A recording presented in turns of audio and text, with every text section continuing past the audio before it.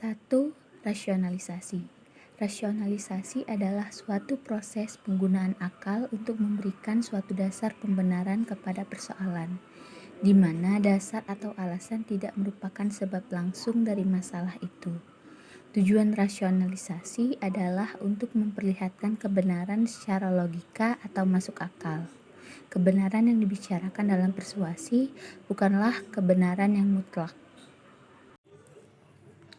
Di dalam masyarakat sekarang masih marak pendapat, pandangan, ataupun mindset dalam masyarakat bahwa ngapain sih perempuan sekolah tinggi-tinggi tetapi nanti balik ke dapur juga.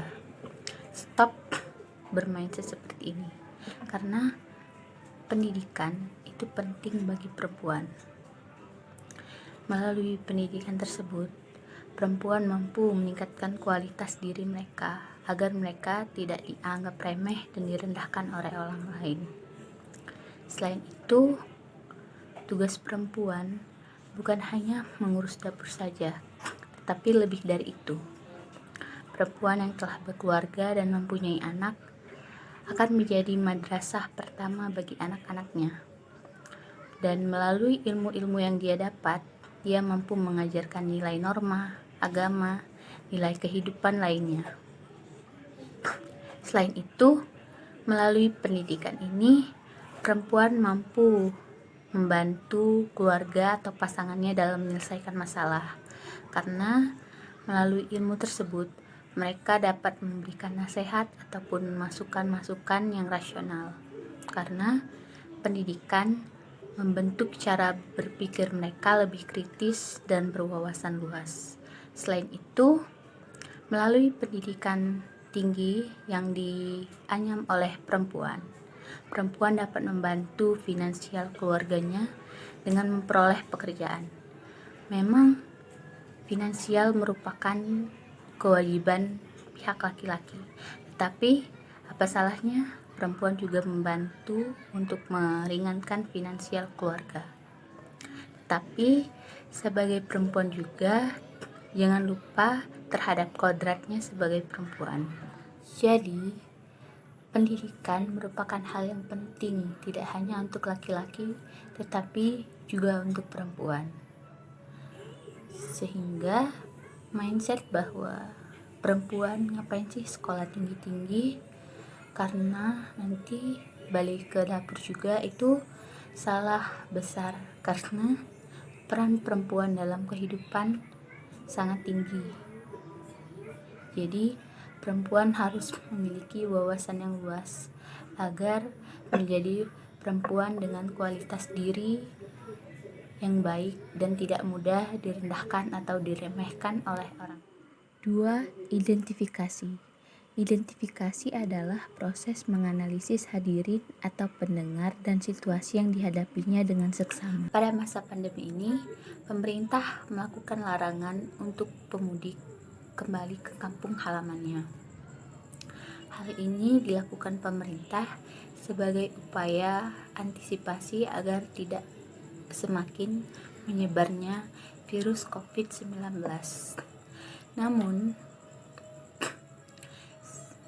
sebagian masyarakat masih ada yang belum mematuhi peraturan tersebut. Sebagai masyarakat yang baik, tentu kita harus mematuhi peraturan tersebut. Kita juga harus memikirkan jangka panjang terhadap apa yang kita lakukan. Kita tidak tahu apakah dari daerah asal kita sehat atau malah membawa penyakit atau virus COVID-19 itu sendiri pada saat pulang ke kampung halaman. Tentu hal tersebut tidak ingin terjadi kan di dalam keluarga ataupun kepada kampung halaman kita. Kita tidak ingin menjadi sumber dari penyebaran COVID itu sendiri terhadap kerabat yang kita sayangi. Jadi, sebagai masyarakat yang baik, kita harus tetap mematuhi peraturan larangan mudik, karena demi orang-orang atau kerabat-kerabat yang kita sayangi di kampung halaman, agar tidak terjadi penyebaran COVID yang semakin luas. Jadi kita harus menahan diri untuk tidak melakukan mudik meskipun itu di hari raya. Kita dapat berkumpul melalui jejaring sosial media seperti telepon ataupun video call, sehingga hari raya tetap dapat dilakukan bersama keluarga. 3. Ada sugesti. Sugesti adalah suatu usaha membujuk atau mempengaruhi orang lain untuk menerima suatu keyakinan atau suatu pendirian tertentu tanpa memberi suatu dasar kepercayaan yang logis pada orang-orang yang ingin dipengaruhi. Kamu tidak sendiri dalam menghadapi masalah. Masih ada orang tua, sahabat, keluarga, ataupun kerabat terdekatmu yang siap mensupport dan memberimu dukungan dalam menghadapi masalah tersebut. Jikapun mereka tidak ada, masih ada Sang Pencipta yang senantiasa berada di sisi hambanya. Masalah yang kamu hadapi, masalah yang kamu emban, itu sesuai dengan kemampuanmu. Jadi, jangan pernah takut dalam menghadapi masalah tersebut. Karena Sang Pencipta tahu bahwa kamu mampu untuk mengatasi masalah tersebut.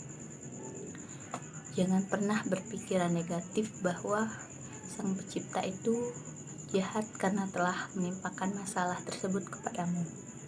Tapi berpikirlah positif bahwa Pencipta sayang terhadapmu, sehingga Ia menimpakan masalah itu untuk menjadikanmu pribadi yang lebih baik. Tetap berpikir positif, tetap berpikir jernih, tetap tenang. Nanti pasti ada solusi untuk menyelesaikan masalah tersebut. Dan jangan lupa berdoa agar Sang Pencipta membantumu untuk menyelesaikan masalah tersebut. Keempat, yaitu konformitas.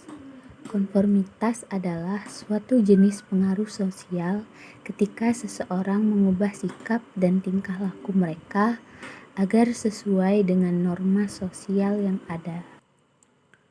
Penggunaan masker merupakan aturan protokol kesehatan yang dikeluarkan oleh pemerintah semenjak masa pandemi yang wajib dipatuhi oleh masyarakat. Jadi, pada saat ini, masyarakat yang dulunya tidak pernah menggunakan masker, sekarang jika keluar rumah ataupun berpergian harus menggunakan masker karena itu merupakan norma yang harus dipatuhi.